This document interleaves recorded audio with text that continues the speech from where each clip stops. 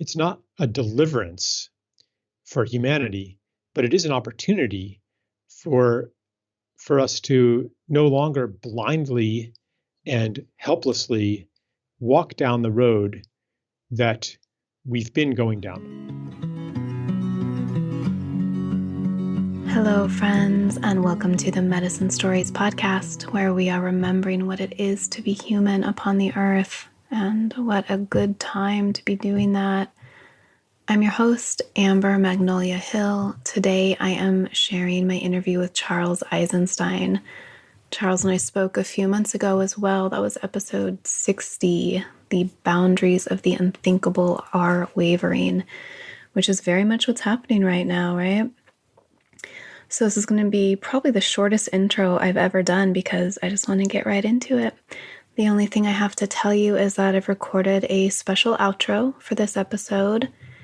I read, first of all, a post that Stephen Herod Buhner, previous podcast guest, put up on Facebook a week or so ago. It's his response to the apparently barrage of emails he's getting, which I can only imagine since he's been writing about viruses and viral pandemic possibilities for years. His response to people telling him that the virus has been created by humans, bioengineered. It goes deep into the larger ecological matrix of life, which is also something that Charles and I speak about. And then I read a second post written by someone I don't know and have never met. Someone just texted this to me. Her name is Katie Lamont, and just beautiful words about the solution, like actually the one solution, one weird trick, one solution to everything that's going on right now. But really, like, there is one underlying solution that I'm coming back to again and again, and that many of us are being pointed towards as well, and that comes up in this conversation with Charles. And then finally, I tell you about another podcast episode from another podcast that I have found to be the most helpful for me during this time.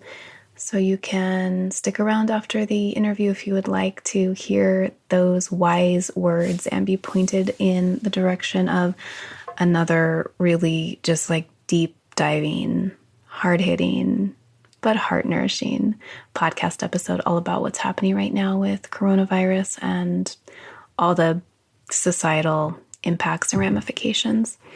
So there we go. Without further ado, let's listen to this interview with Charles Eisenstein.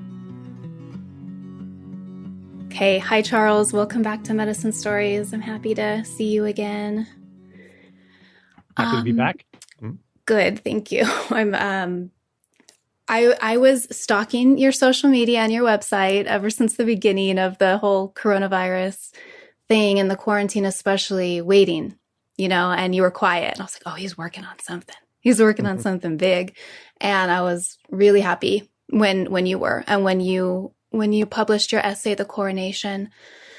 So we'll be talking about that today. But I just want to start off by asking, how are you? How's your community? How's your town? And how has your life been changed in the last month?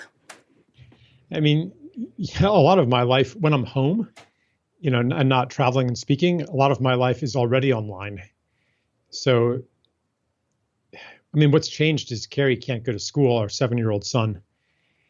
And it's really hard. Like, it's totally unnatural for a kid to have zero social interaction. And in this day and age, school is pretty much, you don't have kids running around outside playing anymore, which is, a whole topic in and of itself that we could talk about. But so that's been kind of hard. And my wife, Stella, can't see patients anymore. She's an acupuncturist and healer. But, I'm not super social anyway. So directly my life hasn't been impacted except for the fact that I wrote that essay you were talking about. And now everybody wants me to be on podcasts. So, but that's not, that's kind of my job is still working, unlike some other people in my life. like my ex-wife and her husband, like he can't go to work, he's not getting paid. Like, so in my sphere, it's affecting people, but my own day-to-day life has not been changed that much, actually.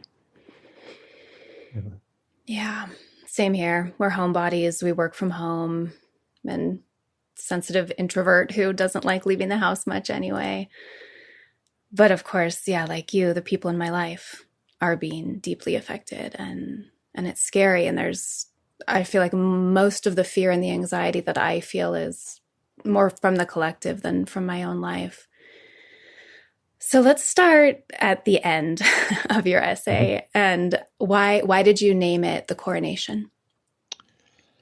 Well, it's the idea that this whole affair, among other things, is also a kind of an initiation, and that it's providing us an explicit choice of something that has been unconscious for a long time, which is basically the direction of our society and our own lives in it, where we've for a long time been kind of trapped in the rut or on the road that civilization has been traveling on.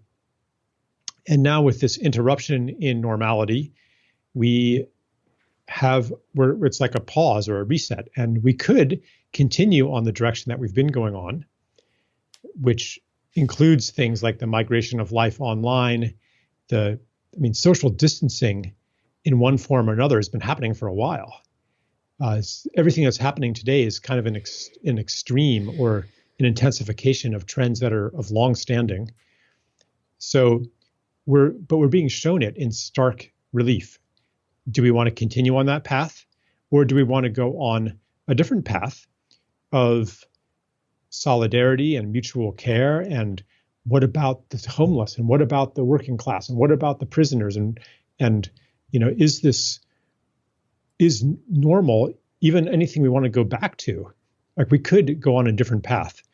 And the coronation is referring to, if we step into this initiation into a different kind of society, we are reorienting toward, for one thing, claiming choice, i.e. sovereignty, where we had not been in sovereignty before, helplessly going on this path. And secondly, the nature of this choice that's available to us is a choice toward service of the collective, service of life on earth, which is what the true sovereign serves. This true sovereign is not in it for himself to dominate and overlord over everybody, but that's why he kneels to receive the crown, kneels to a non-political authority. Traditionally it's a priest who crowns the king, or maybe a wizard.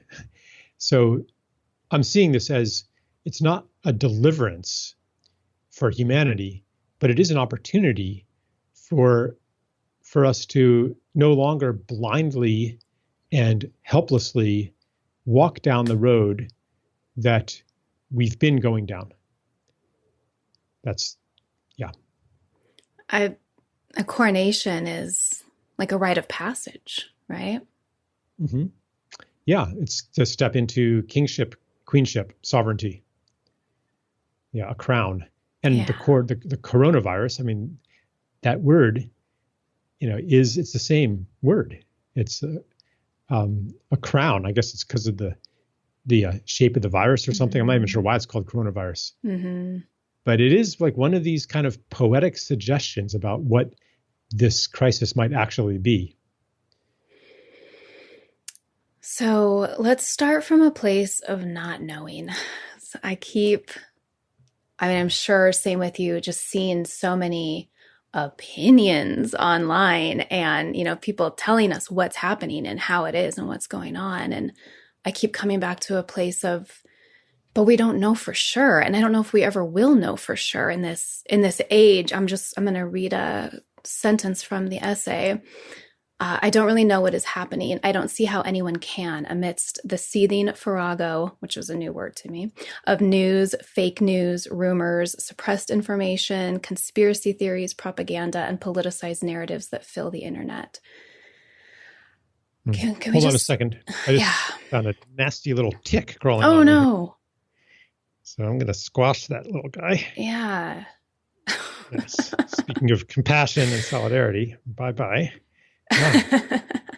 Yeah, it's just, okay, there we are. Sorry about that. So I was distracted there. Yes, as you should have been. There's another pathogen, right? That this is, ecosystem for many disruption. People, this has been tremendous disruption. Like you can't go outside anymore. Yeah. And it's the Lyme bacteria is having effects way beyond the direct effects on health. It's part of, actually, I think it's part of the same initiation, because it asks us actually to go deeper than, here's another enemy to fight. So anyway, to go back to the quote you recited, I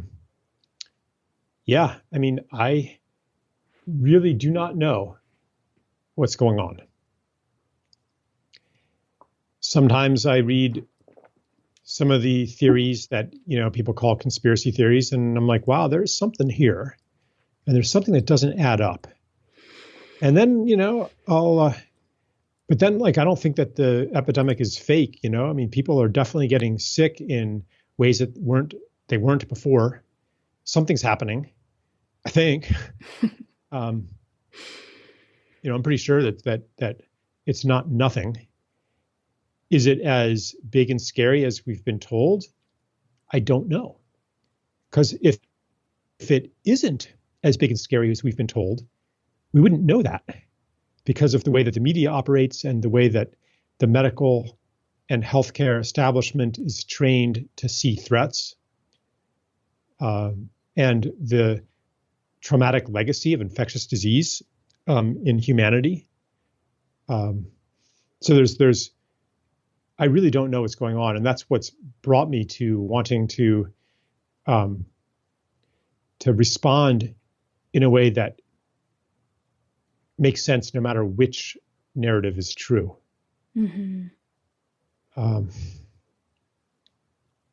So I just don't know. I think what's going to happen after whatever period of time, it's the most alarming predictions will not have come true. And some people will say that's because our quarantines and controls worked. And other people are going to say that's because it was never so bad to begin with. And so this question of who was right after all may never get resolved. So, and this is not just, along this issue, the same dynamic of an official narrative and dissident opinions and the inability of both sides even to agree on what a basic fact is, what's a reliable source of facts from which we can argue. Like, people don't even agree on that. In politics, around climate change, around 9/11, there's so many events that it's almost like reality is bifurcating into two storylines. If not more. And this is something I think about all the time, is getting us into bigger philosophical question, but it's like we used to know, or did we? A couple years ago, I read a book called The Great Influenza, about the Great Influenza pandemic of 1918, because I've always been really interested in viral pandemics. And, the author of that book thinks he knows. And reading that book, I think I know what happened during that. And collectively, I think there was a long period of time where humans did think that we understood and we had facts and we could make sense of things. And that just feels gone to us now, right? Yeah. What are, did we actually used to know things? Has the fabric of reality actually changed, or has our understanding of things changed? That's another thing that we don't know, but it does bring up a deeper philosophical question that, what is the relationship between perception and reality, or between belief and reality? traditionally it was that there's reality out there and we form beliefs about reality. Now we're starting to entertain the idea that our beliefs affect reality in some way. And there's the kind of whatever law of attraction, New Age belief that beliefs create reality. I think that the truth cannot be that simple, because it's also obviously true that reality creates beliefs.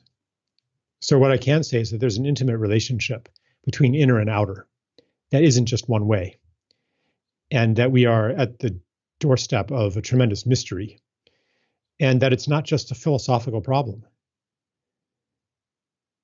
Because when we realize that the story we tell about the world changes the world, then we have to ask, what story do we want to tell? Or what story do we want to step into that maybe is already there? It's not that we make up stories or make up what reality is. But it opens up a whole universe of questions. I mean, we could, go into all kinds of details about that. Like, what does science become when we admit the possibility that the intention behind an experiment influences the result of the experiment, rather than the scientific methods postulate that there's an external reality that we are querying through the experimental method? Like, maybe if you even perform an experiment, it changes the reality that you're experimenting upon. And how does it change it? I mean, it's not like you always get the result that you were anticipating. People get surprising results sometimes. So it can't be that simple. But what is it? Yeah, this is just one little facet of the mystery that's in front of us. And it seems to be coming up so acutely now, it's right in our face, like, do you do social distancing or not? If you believe the official narrative, then yeah, not only would you be risking yourself, but you're going to be risking other people's lives too. And if you reject the official narrative, and you don't do social distancing, then, if the official narrative is not true, and I'm not going to go into all of the alternatives to it. But here, like, one of them would be like, here you are complying with a program of totalitarian control that has created or taken advantage of a virus that isn't actually that dangerous, so that everybody willingly goes along with their own oppression. Like, there's a whole narrative there too. And I'm just looking at all these, and like you were saying, like, reading this guy, he knows, I'm just, as I sample the different narratives and what state of being it puts me into, I just get less and less sure. Like, does this narrative appeal to me because it's more coherent and rational, or is it because it resonates with a part of myself that seeks comfort or seeks security or seeks stability? And I'm really in a really agnostic place right now. Yeah. Let's touch more on this impulse toward control and on various conspiracy theories floating around about that. What I always come back to when I'm reading different conspiracy theories is there's some truth in them, but is the truth that a bunch of, slimy old white dudes got in a room together and decided this is how this is going to play out? Or is it as you call it, the tilt of civilization been going a certain way for so long that this is sort of the inevitable end product of that? And then the people in power see their in and see how they can use that for what's going on. You write about this really beautifully in the essay. So yeah, just tell us about civilization's ongoing impulse toward tighter control and ever more restrictions in the name of keeping us all safe, and how this pandemic falls into that greater narrative. Yeah. Yeah, I tend to be skeptical of conspiracy theories. Um, as Bertrand Russell, I think it was, said, they don't leave enough room for ordinary human folly. Yeah. And they posit like this cabal that are internally highly disciplined. Like they must get along with each other really well and cooperate really well for them to perpetrate such an evil plot over so many hundreds of years. And nothing ever goes wrong. It's just right. Yeah. Like if they're that disciplined, I mean, what did they do? Council training with Gigi Coyle? Did they do nonviolent communication training with Marshall Rosenberg? Like, how is it that they're able to get along much better than people? Yeah, especially if they're like power hungry narcissists already. What they're not trying to like fuck each other over in this. Yeah. Exactly. Yeah. So that's one thing, and also just the idea that that the world is that controllable. Mm-hmm. Yeah. There's no chaos. And that therefore, if something bad happens, that there's somebody to blame. That's kind of the mindset of modern medicine's approach to pathology, to germ theory. It's like, if you're sick, there must be something making you sick. So let's find that and control it. Preferably a bacteria, which we know how to kill, or maybe a virus that we can suppress, or some body process that's gone awry and we can control that pharmaceutically or surgically. So that's what we're comfortable with. And that's part of the tilt of civilization. We're comfortable with a problem that presents us with an enemy. So the mindset of a conspiracy theory is kind of the same. It's like, here's the bad guy. Here's the explanation. Here's the thing that we can fight against, win over, dominate, suppress, etc., in order to heal the situation. And I think that sometimes in life that is a productive way to look at things. But we tend to overextend, over-apply that way of dealing with a problem, and just apply it to everything, so that improving agriculture becomes a matter of finding better ways to kill weeds and kill insects. Improving America's security means finding better ways to exert full spectrum dominance and kill anybody who is going to try to attack us. Protecting the body means, it's not just in conventional medicine. I mean, it's like there's, it's all about parasites. It's all like, find the one thing to attack. And in politics too, like, who's the bad guy here that is causing the problem? Maybe it's Vladimir Putin, and if we just finally, now I understand why American democracy is decaying. Here's the bad guy. Like that whole mindset, I think, is part of the pattern that blinds us to the more complex matrix of causes. Even a viral infection like this, we could ask, what makes someone susceptible to the virus? What are the conditions? Why are so many people so immune compromised and sick already? I mean, most people who die from coronavirus were already very sick. And so we can go into terrain theory, which sees germs like bacteria and viruses, pathogenic bacteria and viruses, as symptoms of the breeding ground for them, symptoms of an unhealthy body ecology, perhaps, or unhealthy emotional ecology, or, a body that's been harmed by 5G radiation or something like that. And so it doesn't necessarily discount completely the role of a virus, but it takes in a much bigger picture. And it allows us to address situations that are not actually caused by a bad guy, or where the bad guy is just a symptom, like terrorism. Is the problem that some people all of a sudden, out of the blue, decided to become terrorists? If so, why? Because they're bad. And if that's true, then the solution is indeed to, kill them or imprison them or something like that. But if we broaden our view and say, well, what are the breeding grounds for terrorists?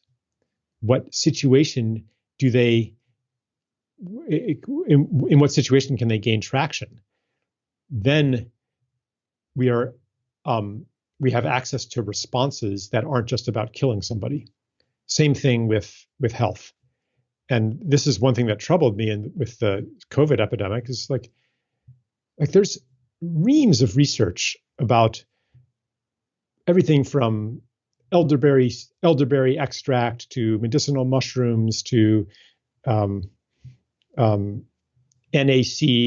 like these supplements and things that are documented to substantially boost the immune system against flu-like illnesses, against not a word is the CDC like telling everybody to do these and trying to make them available to everybody. No, I mean, it's like totally off the radar. And I see this as part of the initiation, possibly, like that instead of giving us a new enemy, it could give us pause to expand the scope of our vision and entertain responses other than just fighting and controlling and dominating and insulating and distancing and separating. No. Yeah, it's an opportunity to have our illusory beliefs crumble, which is something that we need at this time. Can we talk a little bit more about our civilization's established institutions being increasingly helpless to meet the challenges of our time? So all the bigger challenges beyond coronavirus right now, and how they welcome this challenge that they can finally meet. Yeah, no, I'm not saying that anybody is like actually happy that coronavirus is happening, but there is a comfort level with a crisis that does very much seem to be caused by a bad guy, not a human, but a virus. Whereas conditions that are killing more people than coronavirus will, I would hazard to guess. I mentioned in the essay hunger. 5 million children a year dying of malnutrition. And these are children, whereas coronavirus is killing mostly, not all. I mean, this is important to realize, like it's a real thing, but mostly killing people in their 70s and 80s. But 5 million, which is 50 times more than coronavirus has killed so far, every year, dying from malnutrition, 5 million children. But we don't really know what to do about that. There's nothing, you can't fight hunger. Like you can't, because it's created by an entire system, an entire money system, an entire economic system, an entire agricultural system, the displacement of people from land. There's just so many factors playing into it that intimately involve ourselves in the affluent countries that you can't it's not like, there's this army of evil warlords that's going around taking food from people and that's why they're starving. And if we just killed the warlords, then they would have enough food. So it's not a problem like that. So we don't really know what to do. And so we kind of just, keep going as if it weren't happening. Same thing with, I mentioned other things in the essay, like autoimmunity, which is an epidemic that's affecting,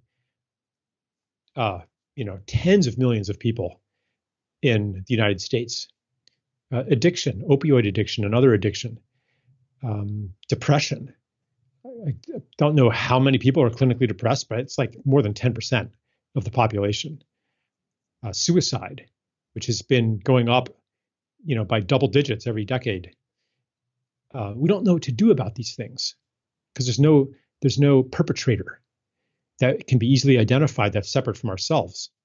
So we don't do anything. No one's saying, oh my God, 5 million children a year. We have to change everything because this is unacceptable. We don't change anything for that. Yet we're changing everything, like tremendous mobilization and from government on down to individuals in response to coronavirus. And my hope is that maybe we'll, after it is over, if it is ever over, we'll say, wow, if we could change that much for this crisis, maybe these other unsolvable crises that are actually intolerable and that we're actually maybe becoming more aware of as the empathy spreads along with the fear, maybe these are solvable too. Maybe we can make gigantic changes and choose a better world. That's my hope, and that's what the coronation is. That's what the initiation is. It's into greater power and sovereignty instead of helplessness, instead of being ruled over by circumstances that we take as unalterable, to come into the seat of sovereignty and say, when we forge common agreements and are united in common cause, we can do anything. So, knowing that, what shall we do? Yeah, maybe the destabilizing and chaotic times we're living through will, just reset everything. Will reset everything. I mean, do you find yourself, you wrote in the beginning of the essay about, humanity being at a crossroads right now and how you've been waiting for a long time, as have so many of us, for something like this to happen. We've known we were on an unsustainable path and something big was going to come along. And, a lot of people weren't thinking it would be a viral pandemic, but a lot of people were, and almost wanting it. Like we need something to shake up if Right. We're going to change in time.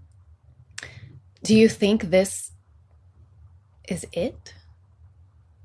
I think it's one of many. I think we're undergoing an initiatory ordeal, and it is definitely a new phase of this rite of passage that we may or may not come through successfully.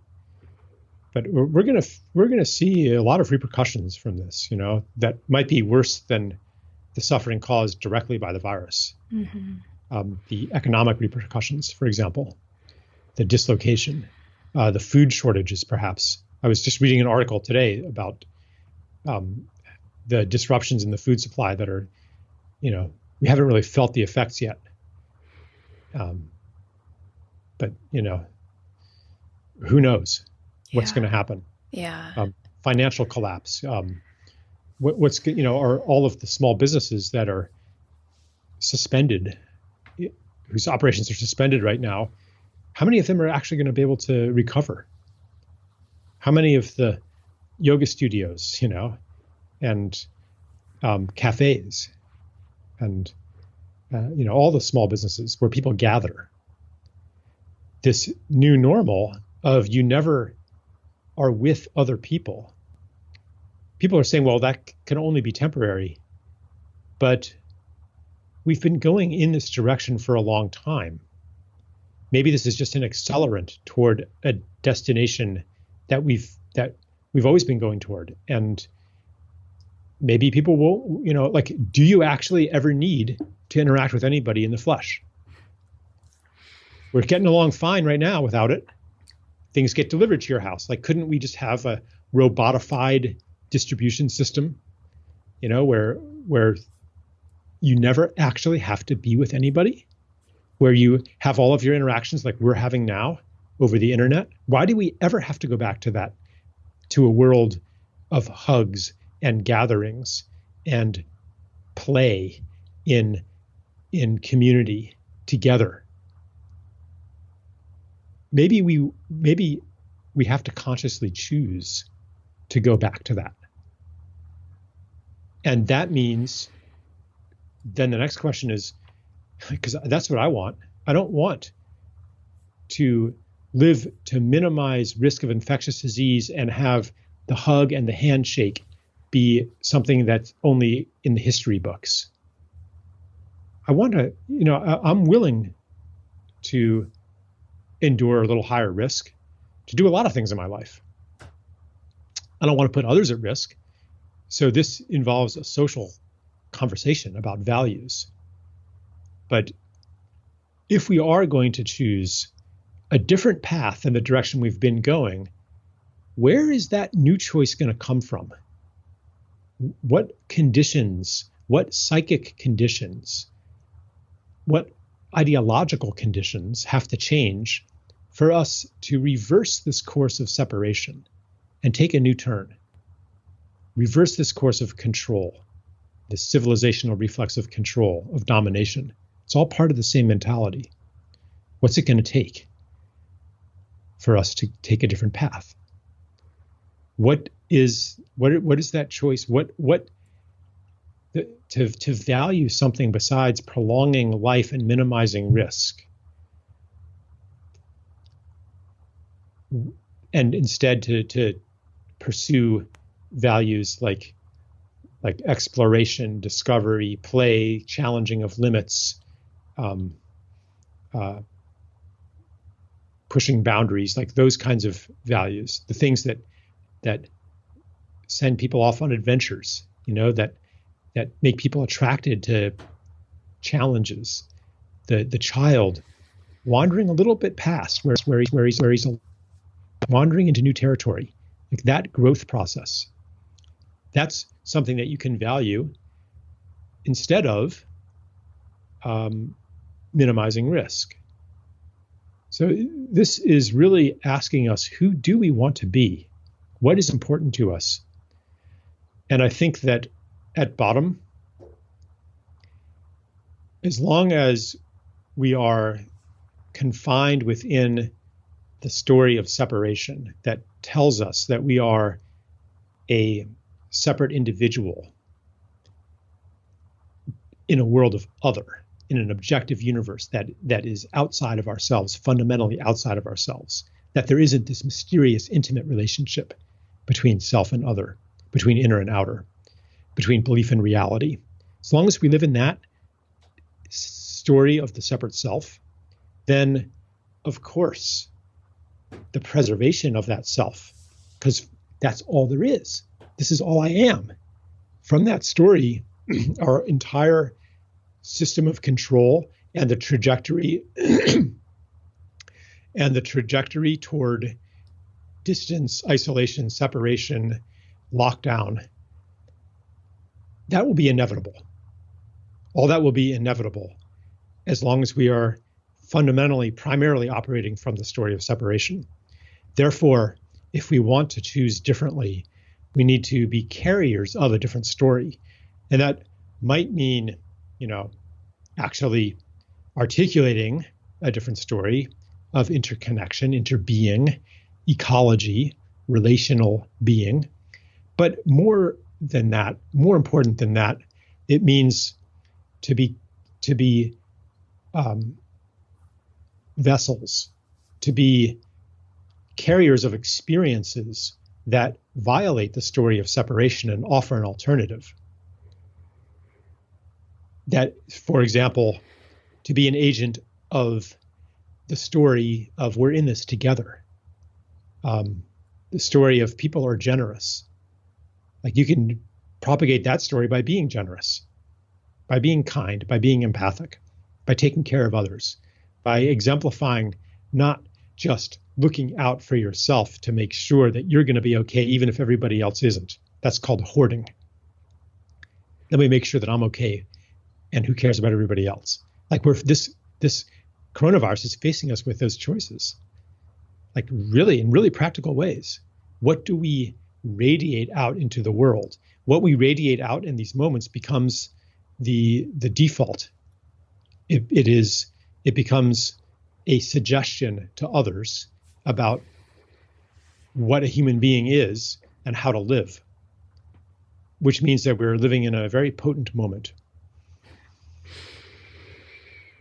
Yeah. This civilizational bent toward control that you talk about is all in the name of, with the goal of keeping us perpetually safe, which is ridiculous because we're all going to die, right? The ultimate goal of trying to stay perpetually safe is is to never die, to keep that separate self intact indefinitely. And I really was grateful that you talked about death in the essay, because here's this looming thing. Here's the worst case outcome of this virus, and it's something that terrifies most humans, at least at times, and especially, I think, here in America, we deny death. We don't want to look at death. We don't want to talk about death. You're right. In the world of the separate self, death is the ultimate catastrophe. It seems like we can look at this as a lesson in death acceptance and learning to die well collectively, and looking at, if we get through this and we go back to business as usual, do you share this fear that perhaps this ends and it'll be like after World War II, when everyone's like, woohoo, and, the boom generation takes off, and maybe we'll like rebound even harder to our old ways after this, because people are so celebratory and happy that they can live again in the way they were used to. Anyway, I'm just thinking of this as like a collective lesson in dying well. Yeah. Our civilization is driven by a fundamental delusion that, even the words saving lives, what that actually means is is postponing death. Everyone's going to die. And that is, as you quoted there, it's death is the ultimate catastrophe for the separate self. It's almost too bad to think about, which is why our society does its best not to think about it, to hide it away and to deny it. When the fact of death is fully incorporated into one's consciousness, then a lot of the behaviors that define our civilization no longer make sense. If you know you're going to die, then what's the purpose of life? You can't survive life.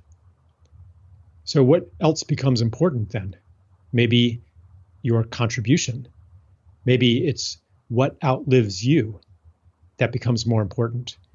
Maybe, and the more that we realize that our beingness is not confined to these skin encapsulated egos, as Alan Watts put it, but that that who we are is a holographic mirror of everybody else and everything else, then we don't know what.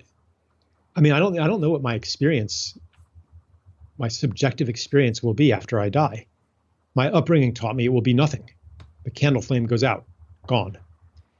But most human beings who have ever lived on Earth did not believe that. Is it that modern science has enabled us to transcend such primitive superstitions and now we know? I don't think so.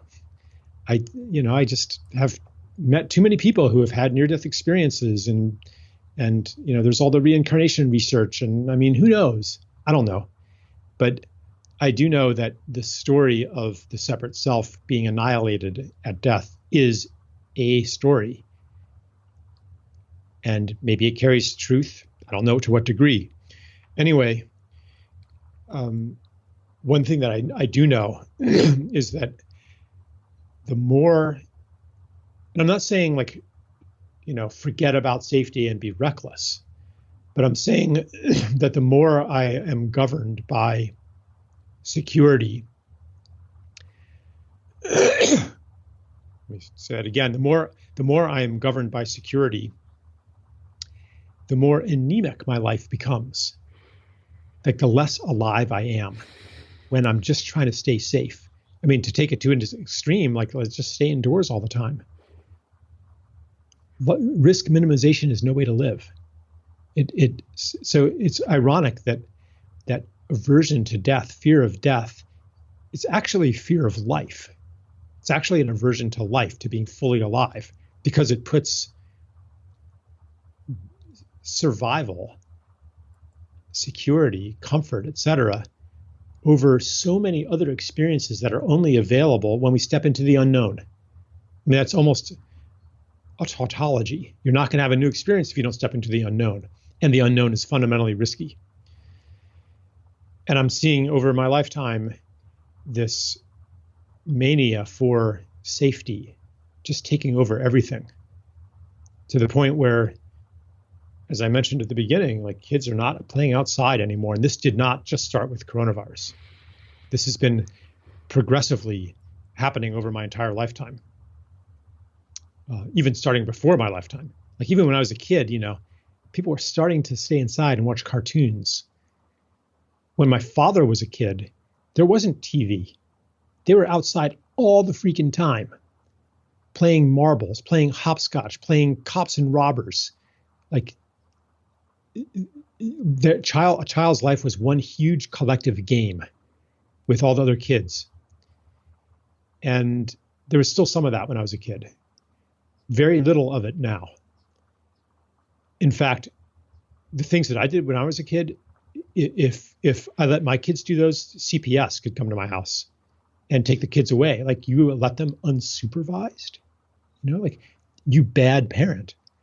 Yeah, actually, it is more dangerous to let them outside, be unsupervised, let them encounter the dangers of the world, and thereby develop their judgment and their confidence that they can take care of themselves instead of always staying under the protective, safe wing of the parent. It is riskier. But is it the most important thing that they simply make it to their deathbed? I mean, it's going to happen anyway. It's just tremendous delusion. And,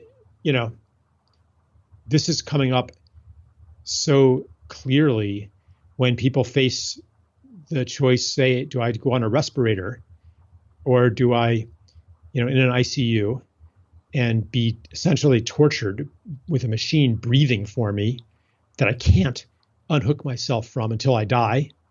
Or do I die 3 weeks sooner with my loved ones around me? Instead of, as Lissa Rankin puts it, instead of, saying goodbye to your loved ones on FaceTime, if at all. This is the kind of thing we need to be talking about now, as death is put in our face. Yeah. What it says is, how do we want to live and how do we want to die? And any response to COVID that doesn't go into those questions is a recipe for more of the same. Let's take this opportunity and go deep. Who do we want to be? How do we want to live? Yeah, the one question that sits with me often that I don't think I've ever shared about before, because I know how painful it is for other people to hear it and think of this too, is, and in light of everything happening in the world, climate change and everything else, long before COVID, is, how do I want my children to die? Mm-hmm.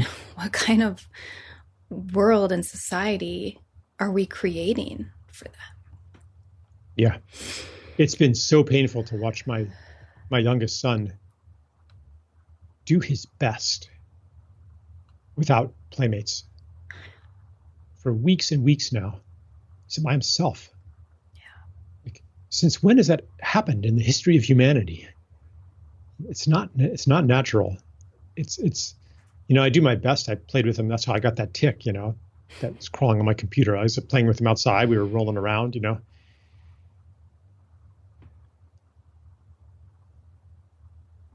Yeah, I just, sometimes I feel pretty hopeless about the direction that things are going. But I recognize that the hopelessness, too, is based on a story of separation that names our choices as futile. It says you can't do anything about it because you're just a separate self. But when we understand that there is this intimate, mysterious connection between self and cosmos, then no longer do we think that our that we are powerless and that our decisions don't matter. The small ones, the invisible ones.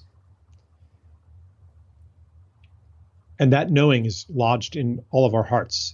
Like, we all have moments that feel so important and so significant, even though the mind says, oh, but what does it matter when the sun is going to go red giant in 5 billion years anyway?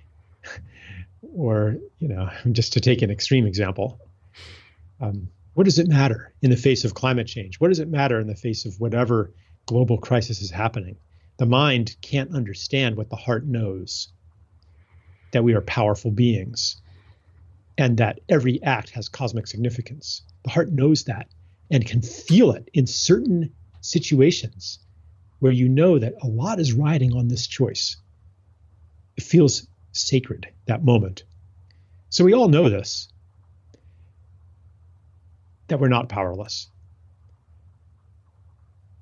And maybe as the conditioning circumstances of our culture are temporarily on pause, some of them are in overdrive actually, but some of them are on pause. Maybe we can recover some of this primordial knowing of our own power. Amen. So as we hopefully are moving further out of the story of separation that has dominated for centuries now and into the story of interbeing, I was struck by this idea in relation to coronavirus and to health in general and whatever other viral pandemics might come our way, that the deterioration in immunity caused by excessive hygiene and social distancing is something to think about.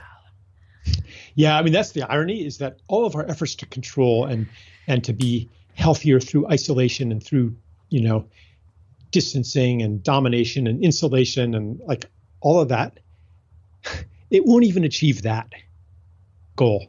Maybe in the short term, fewer people will die and we'll be safer. But in the long term, as like a general practice, excessive, there was an article about this. I think I might have cited it in the essay about, is hygiene making us sick? When you're not getting your influx of bacteria and microorganisms into your body through touching your face, through having your hands dirty, through being with other people, through like traditionally eating fermented foods and things like that. Like we're not like interacting with the wild world, and we're instead separating ourselves, then we're like a potted plant. How healthy is a potted plant? If you give it just a little too much water or not quite enough water, or then like the mites come and attack it or whatever, like potted plants are fragile compared to a dandelion in a field, which is almost unkillable. Like that's real health comes from community. Same with mental health. It is like the biggest predictor of, this is another statistic that I read on Lisa Rankin's blog, that loneliness is a bigger predictor of death than smoking, drinking, anything else.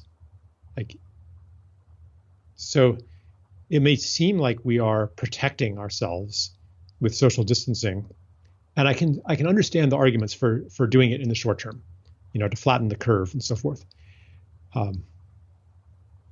But like so much else, it is an illusion that we can thrive in isolation, because it is an illusion that we are really separate from the world. Yeah, back to the hoarding example, when the wildfires really started hitting close to home here in Northern California in 2017, we kind of started looking at prepping and like, okay, what are all these crazy preppers talking about? And for a good 6 months, we were diving into that world and getting more and more anxious and, starting to like, have some supplies on hand, but realizing we're not going to survive any sort of post-apocalyptic world on our own, the four of us here in this house. That's never going to happen. It has to be in community that we survive anything that's going to be thrown our way. Right. So there is a kind of prepping for that, which is that you prepare to be of good use to the community. Mm-hmm. You prepare to take care of other people. I think there's, nothing wrong with keeping a couple weeks supplies on hand. Yeah. That might, in case there's somebody with none, like you could share. Yeah. But yeah, the idea of like the bunker mentality, that's not going to really work unless you want to keep a lot of guns. Because if you're in your bunker with your, supplies and people don't have any out there, they're going to come and take them. And the only way that they're not going to take them is if they're your friends and you're taking care of each other. And then so it takes us back to community. That's the only insurance policy. Right. This is the same principle that it may seem that hoarding and controlling and keeping for yourself is the path to wealth. And we have a system that seems to verify that, but it's temporary. We could face financial collapse. We could face hyperinflation. We could face seizure of assets. And then your investment portfolio will be worthless. That will not be wealth anymore. What will be wealth is your relationships. So if you've been generous, for your whole life, that is a bank account that cannot be extinguished through hyperinflation or seizure of assets or anything like that, financial collapse. It's actually much more secure to embrace our interbeingness and step into the world of taking care of each other, stepping into community. That's the best insurance policy. Yeah, I'm going to add to that, tending our relationships with other humans and tending our relationships with the earth outside our door and the plants and the soil. And, growing food for ourselves, yes, but growing food for others who might be in need, and, just extending that idea beyond the human realm. Mm-hmm. It's just going to tie it back into the tick and this proliferation of disease-carrying ticks, proliferation of novel and rapidly mutating viruses. This is all coming out of the matrix of ecological instability on the planet. And we don't know what's next. We're just living in such this moment of not knowing, but such a moment, as you said, of potential change. And I'm heartened by this idea that you wrote about in the essay, that phenomenally rapid change is possible. And we're seeing that, right, with the super reduced pollution levels in China. And it just is a really hopeful, I'm holding that in my heart, and I'm living that story. Yeah, we are seeing phenomenal change in a very short amount of time. And that was what I was saying before. Can we apply that power to these other crises that are facing the planet? The ecological crisis, the ticks, why are there so many ticks all of a sudden? When I was a kid, you could lie down in the meadow and you wouldn't get a single tick. Like now, if you do that, you're crawling with them. Why? I don't think that this is another situation where you can't necessarily identify a bad guy to explain it, but it could be because of the overgrowth of deer populations that strip the understory that would otherwise provide habitat for birds, ground birds that would eat the ticks. Or it could be because of neonicotinoid pesticides that are destroying insect and bird populations. Or it could be because of the extinguishing of apex predators in the eastern forests that have these cascading ripple effects throughout the entire ecosystem. Or it could be because changing weather patterns that are caused by greenhouse gases and deforestation. I mean, I think we talked about this before. I think that the conventional climate narrative obscures a lot of the other causes of climate and ecological disruption. But who knows what's causing this? But it is a symptom of disruption. Like if one thing explodes into overgrowth, that means that there's a disruption happening. Just like if you disrupt the soil and plow up the soil, you have an explosion of weeds, and they're there for a reason. So this when ecosystems get simplified, then they respond with a proliferation of certain species that are actually trying to bring it back into equilibrium. And it's interesting to me, and a sign of some deeper intelligence, that a lot of times the species that explodes is something noxious to humans. Jellyfish, ticks, this toxic seaweed in Australia. There's more examples that I can think of, but poison ivy, that's like rampant. Like when I was a kid, you rarely saw. I mean, there was poison ivy, but now there's like whole forests are overgrown with it. So it's kind of, and maybe it's nature saying we need to take a little break here, keep out. But really, the invitation is to step in. This is, the same pattern, to step into service to life.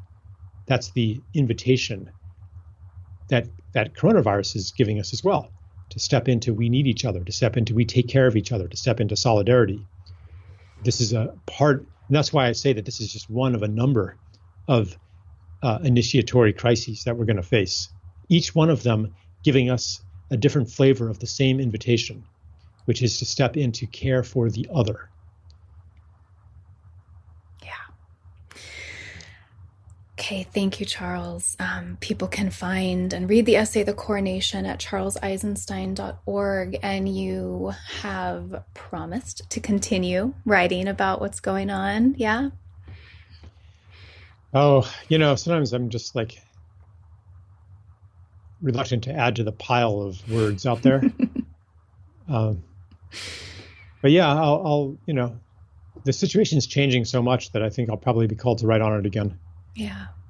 Well, your pile of words is really a light in a confusing darkness. So thank you.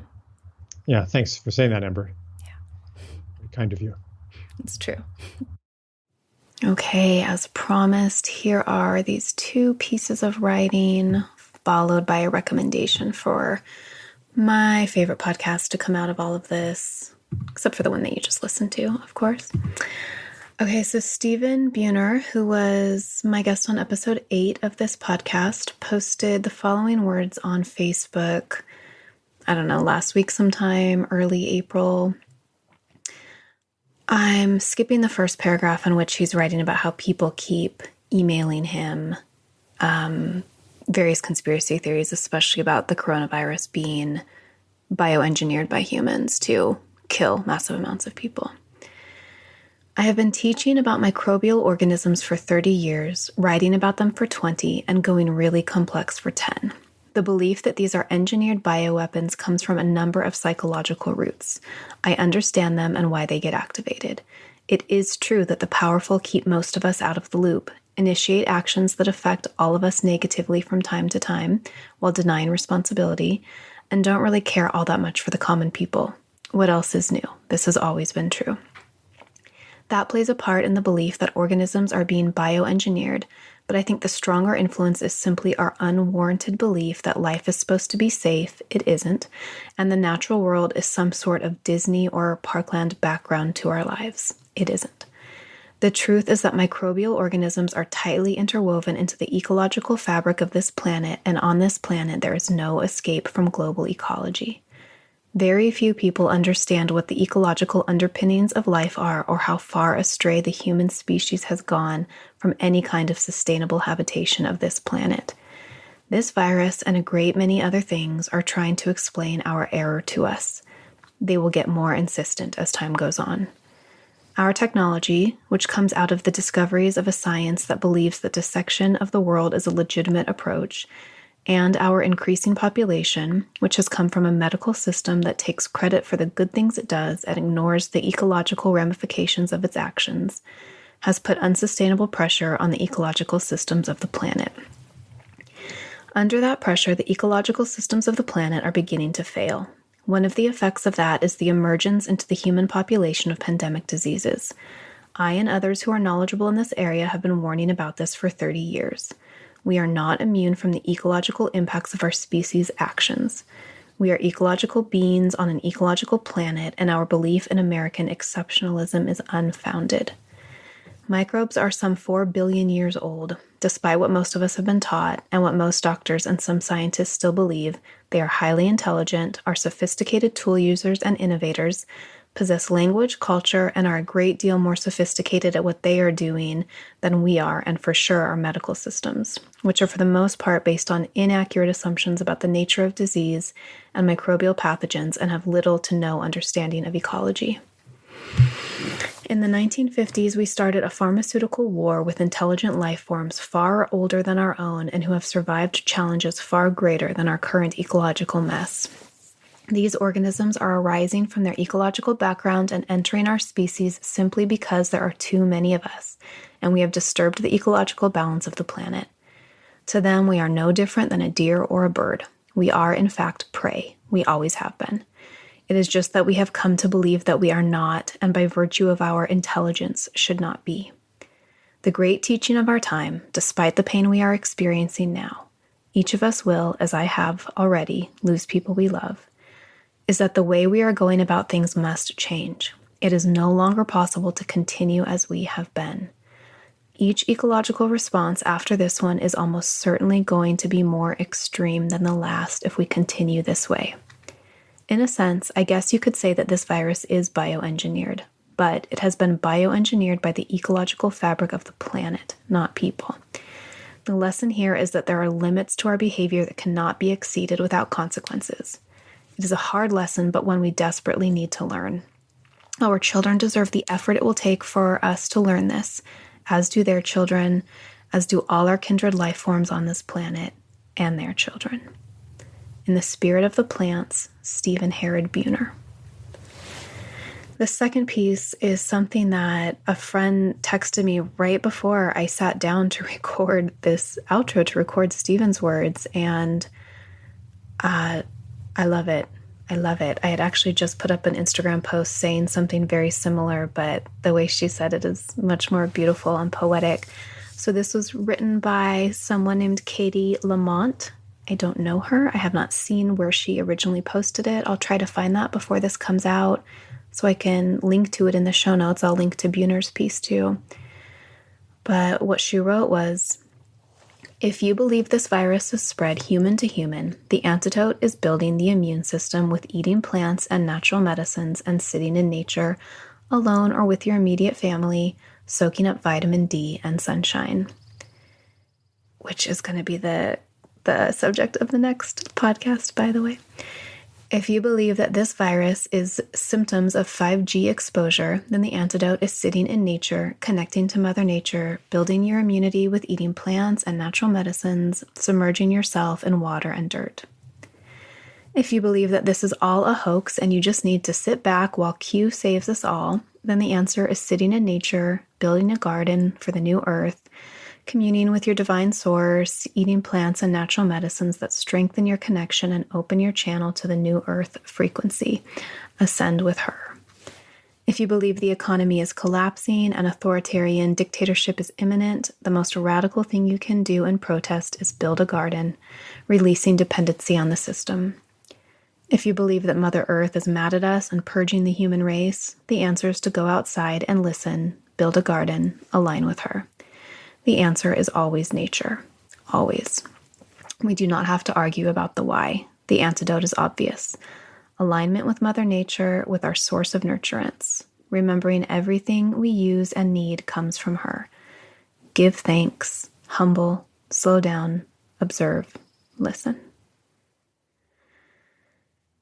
And finally, the podcast episode that has just been blowing my mind and nurturing my heart through all this is, you won't be surprised to hear me say, an interview with Dr. Zach Bush.